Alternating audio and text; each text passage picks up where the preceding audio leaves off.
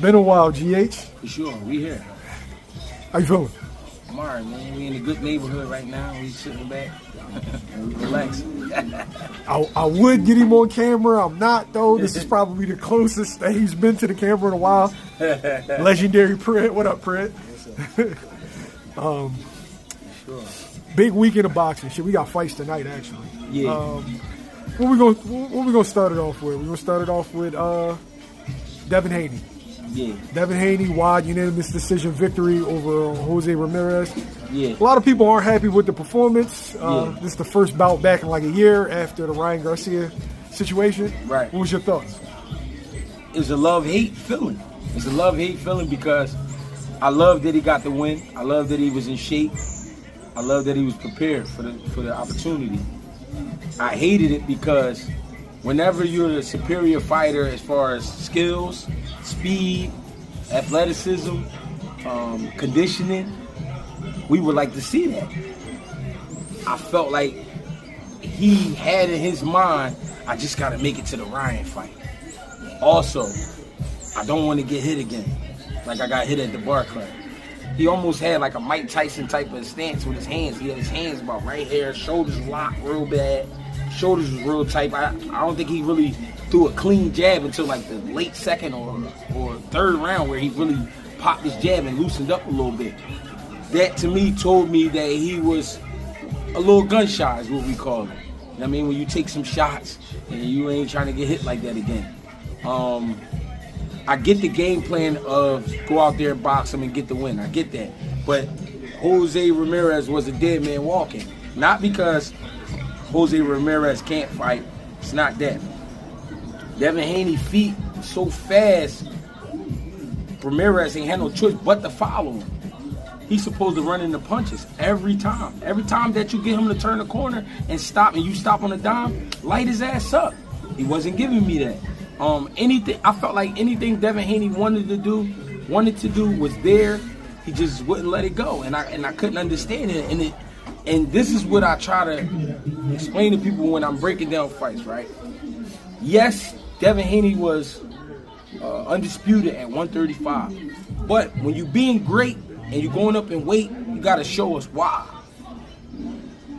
It makes it hard for you to gamble on these guys when you know they're not gonna bite down on their mouthpiece and let their hands go. I mean, it was real distasteful. It was like real like what are we doing, Dad? Like, you know what I'm saying? And I get that he following directions and he listening, and I understand that.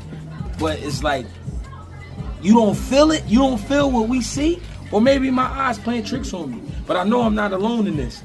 I just wanted him to beat Jose Ramirez up only because the opportunity was there. Not that I was against Jose Ramirez. I like both guys. They was, it was a good matchup. I like the matchup. It's just that he looked like he just didn't want no trouble. And it's like, why suit up? Why suit up? Why hop out of a car and do all this cool shit? Why get an outfit made? Why do all of that if you're not gonna go in there and perform? You know what I mean? Gee, could it be one of those situations where he had a rough year, right? Yeah. And not only did he take punishment, he took a lot of criticism. Like, dudes, like, with all due respect, they treated him like a walking joke for a year. Yeah. Could it be one of those situations like, look, I just want to get this W? It could be that, but you also showing me you worry about something. When you want to get that off your back, that monkey off your back, you got to throw that motherfucker off your back. What I mean is, we looking to see if you're affected by Ryan Garcia, to fight with Ryan Garcia. We're watching and we saying he's definitely affected by what happened with Ryan Garcia and what happened with the backlash. Yes. The best thing to do as a fighter is to go out there and erase all of that. Because why? You only as good as your last fight. This fight, I can't say nothing but you great on your feet. And I saw where you could have put this guy away. You could have got rid of him. Hit him with a good right hand, but that was it. Good jab here and there, but that was it. Good uppercut, but that was it. And these are throughout the rounds, like one at a time. Not like he was giving me that each round. He'd touch him and then leave him alone. Yo, the issue that I had is every time he let his hands go, he hit him. And he hit him flush. It looked sharp. It looked like it had some steam on it. And like you said, he was in dog shape because he shape. moved from round 1 to round 12 with some Karen Chikazin shit. Listen, I give him credit for the shape. I give him credit for even getting back in there. I give him credit for going to Big Bear, having Shane Mosley in the camp and all of that. But why did we do all of that? Did we do that just to say we got the win? Or are we trying to say we one of the best in boxing? The reason I'm going into it like this because a lot of times when you hear from these guys, I'm one of the best in boxing. I'm the best under 28 years old, under 30 years old. I'm one of the best in boxing. Show me then. I'm tired of people asking me about fights and looking at the build-up, press conferences. Everybody's talking hot. We get there in the fights like, well, what was that? You know what I mean? That was the feeling. And I like Devin Haney. People like to look at these videos after you post it and they like to write their little shit. Oh, he hating on Dev. Matter of fact, somebody told me last night, I'm trying to downplay Dev so that they don't even talk about him getting in the ring with Boots. First of all, I never said nothing about Boots, but let's look at the performance. Do we want to see him in there with Boots? It's not going to make sense. Don't make no type of sense. The names are big. The fight ain't big because we know he going to go do that. Why do we know he going to go do that? Because that's what we just watched you do. We only going to judge you by your last performance. When he punched on Prograde, couldn't tell me Dad one of the baddest motherfuckers around. But then that shit did. That's like, oh, wait a minute, man. That made me kind of feel like, all right, he just start boxing. Like, he boxed, but he ain't really, you know what I mean, get to find himself. As a professional, 30-something fights, you should know who you are.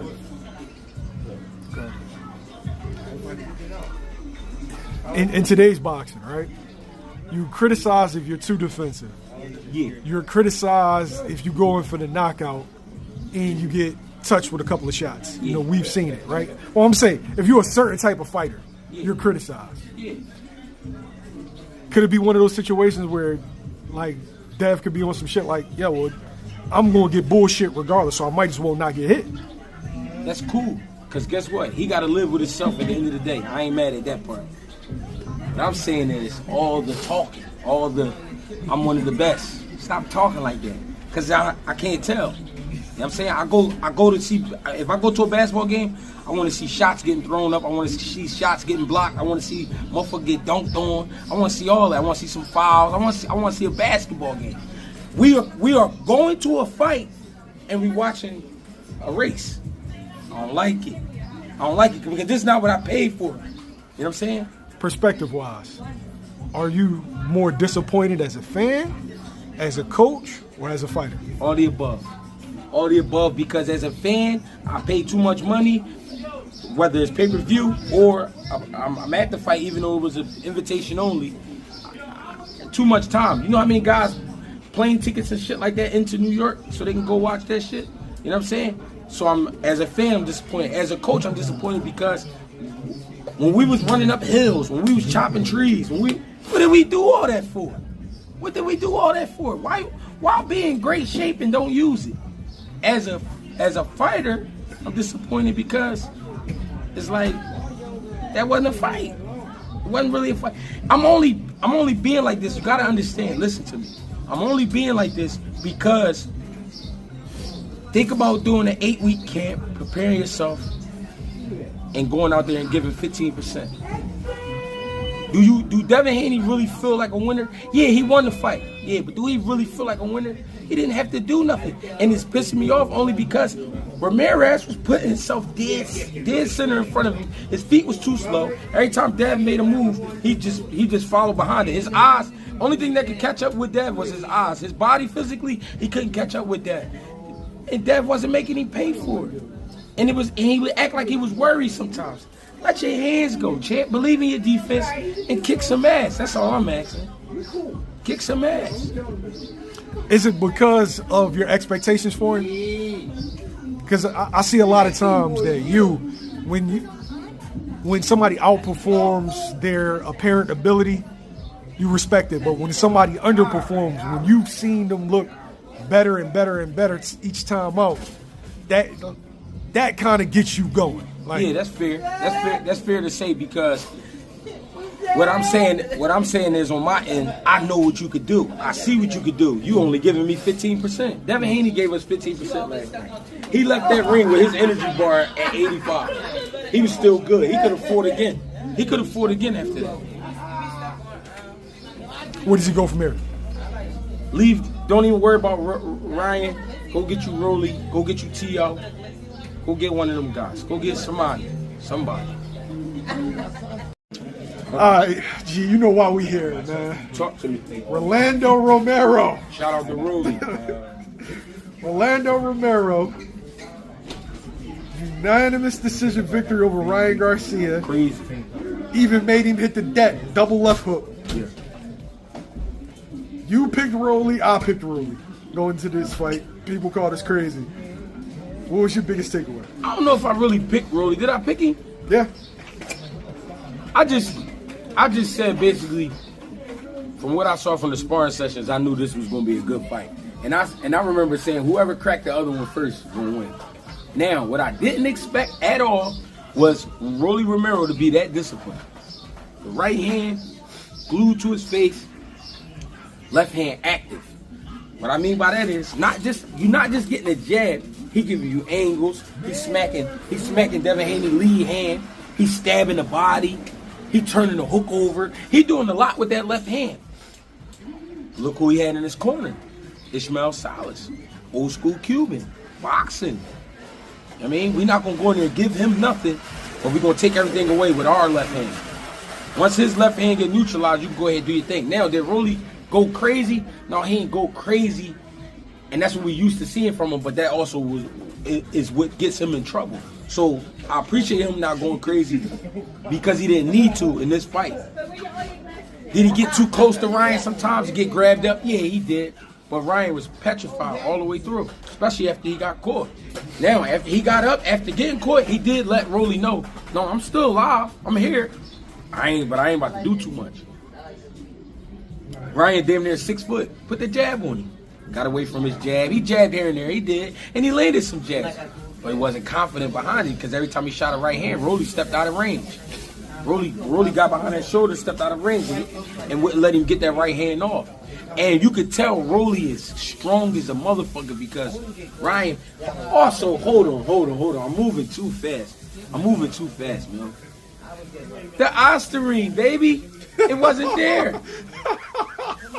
Here's what I know about enhancement drugs. As a kid, it used to be a movie called The Program. It was a football movie. They was taking steroids, a few of the guys. It was this white guy in the joint. Latimer. He used to lose his fucking mind. Latimer, defensive lineman. He used to lose his mind in the movie, right? He'd go crazy. He used to rage out. He throwing shit, beating people up. That was the same behavior from Ryan Garcia. That whole camp. He was tripping. Right? Get in there with Devin Haney, try to tear Devin Haney head off. He didn't care what was coming his way. Right? Confidence level through the roof. Where was that at? The other night, last night. We ain't seen none of it. The same guy that we saw, the body frame, everything. We didn't see none of that. You got that much respect for Rolly? No. His natural self is a house cat. He is. His natural self isn't the guy that's going to say, man, what the fuck he think he is? Let me pick up. Derek James is standing on his tippy toes screaming. Come on, baby, pick it up. You got to give me something, man. We in the last 3 rounds. You got to make something happen. You got to make it happen. He said, find something. Go out there and do something. He wouldn't do it. That's because we got too many businessmen and not enough fighters. That's why. So boxing is going to look this way. As long as these niggas is getting tested and they stay away from performance enhancement drugs, we're going to be getting fights like this. And we're going to start seeing who the real dog. Pussy last night. Pussy. Everybody that was steroid experts, everybody that spoke out on Ryan Garcia's behalf, how do you think they feel today, or how does this make them look? They already know. They don't give a fuck. You know why? They don't give a fuck because they wasn't in that ring. He in the ring, so he got to take the blame. That's why Ryan started pointing fingers all over the Scooter. Oh no, maybe it was Sam. He was just pointing fingers. People don't give a fuck about you in this world, for real. Only people that you really deal with. They're the only people really gonna reach out to you. Hey, yo, bro, we gotta fix this. Or, yo, these people just talking, they don't give a fuck. So what do they feel? They don't feel nothing. They gonna hop on the next one. Because that's what they do. Ryan showed me, though, true self is a bitch. Or, I might be going too far. Let me not do that. I don't care that I said that, but Roelly just might be the guy who got something for that ass. Sparring sessions, they sparred a bunch of times. Yeah. Yo, if you go back, the highlight from the sparring was a double left hook. Yeah. Right? Yeah. What did he drop him with? The double left hook. Literally the same It was situation. really the first hook, though. The second one didn't land. Yeah, but all right, so But he threw it, though. Ryan threw his whip hook. Yeah. Roelly stepped in Yeah. with a jab and then hooked off the jab. Yeah. Yeah. Yeah. He seemed real calm. He seemed real collective in the lead up to the fight. Listen. Did he know that this was? Did he have him pegged? Listen, I know he's scared of me already. I boxed him enough times. I know we talking about animals here. We ain't talking about human beings. Fighters are not human beings. They humans, but they're not human beings. They animals. I know dude's scared of me. I boxed him before. Problem is, I've been getting fucked up being wild. I need to go to somebody who's gonna straighten me out. Holla at old head Cuban boy Silas. Get him right. He went in there and did everything they asked him to do but knock Ryan out. He did. He kept it so basic, working behind his jab. You ain't see Rolly really cross feet last night. You know he do a lot of crossing his feet, a lot of jumping. He got wild a couple times. He did, but he kept it basic the entire fight and won off of that. Yo, most underrated part of his game that I noticed, his feints. Foot feints. Like he do that fast, like he does this fast change of direction. Yeah. I think that had Ryan kind of nervous he couldn't really time rule it. Yeah. And he was worried about something looping or some wild shit coming back and cracking his head. Rolly, believe it or not, Rolly is a freak physically. Rolly's a freak physically. How he's built and how he's able to move, and you know what I'm saying? He physically is a freak. His mind had to catch up to his body. That might be what we're seeing right now. He's maturing. Rolly gonna get money in boxing. Know why? He not a bitch. He not scared to fight anybody. He talk shit, but he gonna fight. He gonna fight. So people keep saying, why Rolly keep getting shit? Because he gonna fight. Just like Gabe Rosado. Gabe Rosado's gonna fight. All you gotta do is make it worth my while. We gonna fight. That's who Rolly Romero is right now.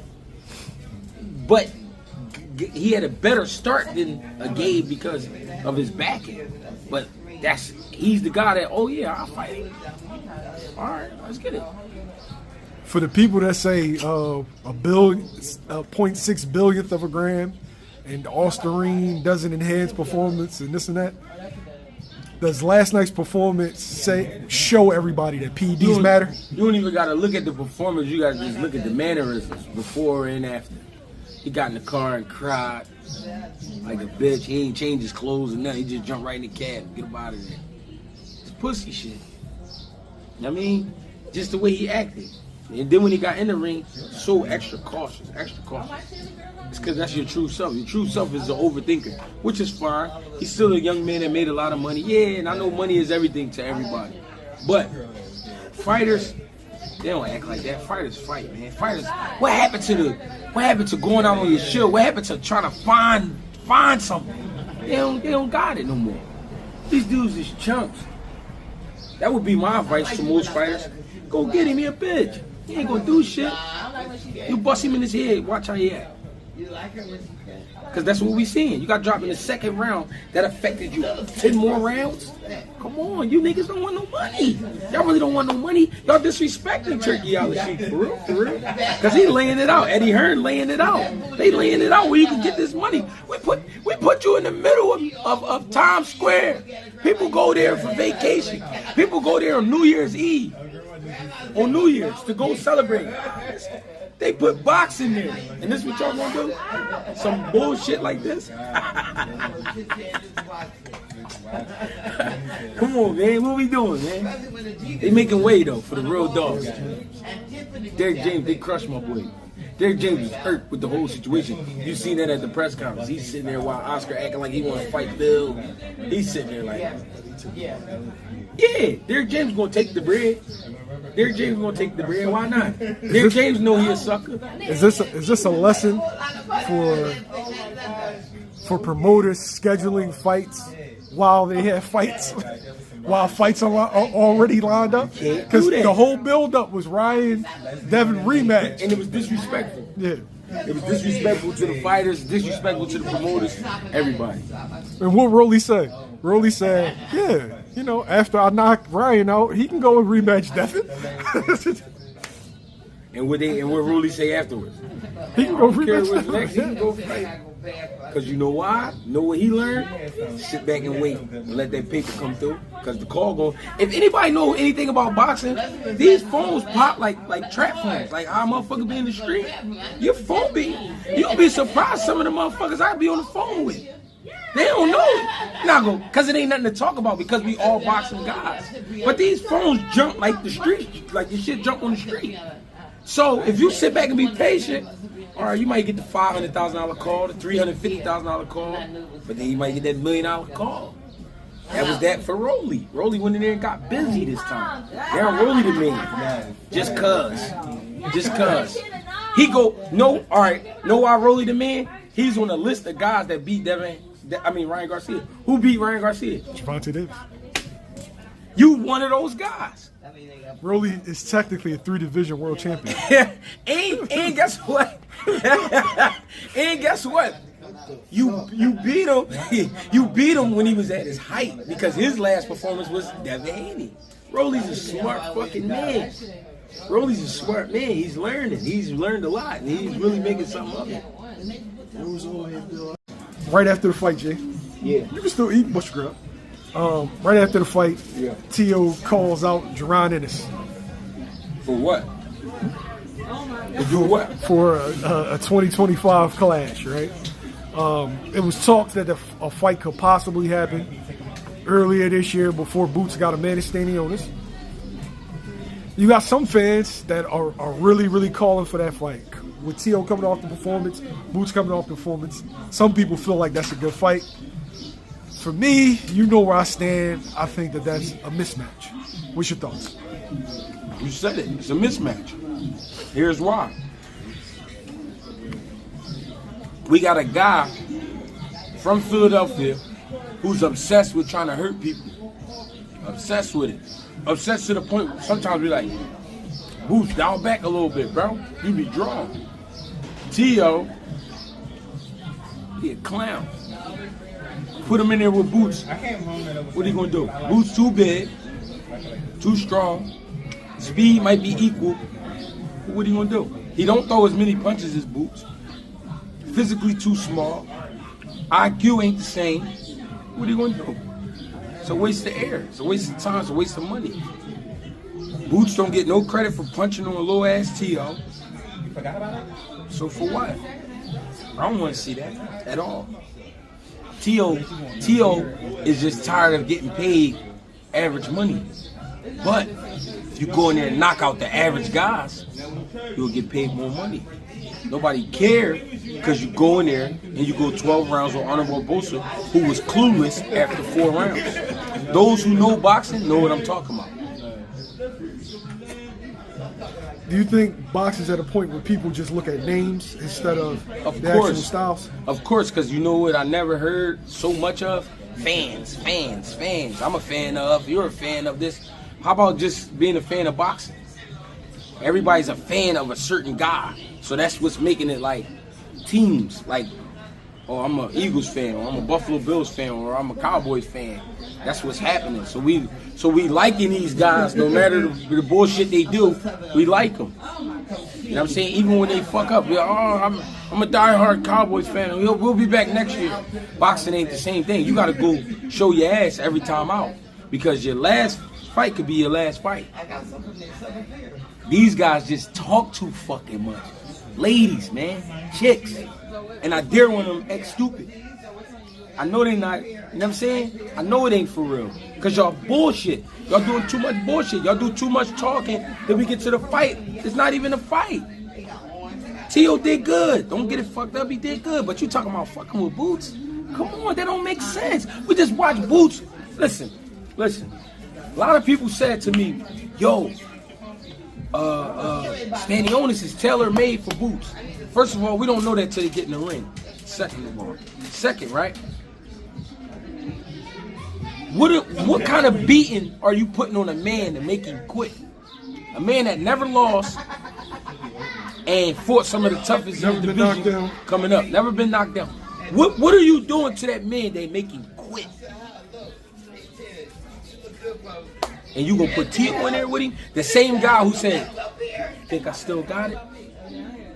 He don't believe in himself. So why would he's doing that because he wanna make some money. He not doing that because he wanna win. He's doing that because he wanna make some money.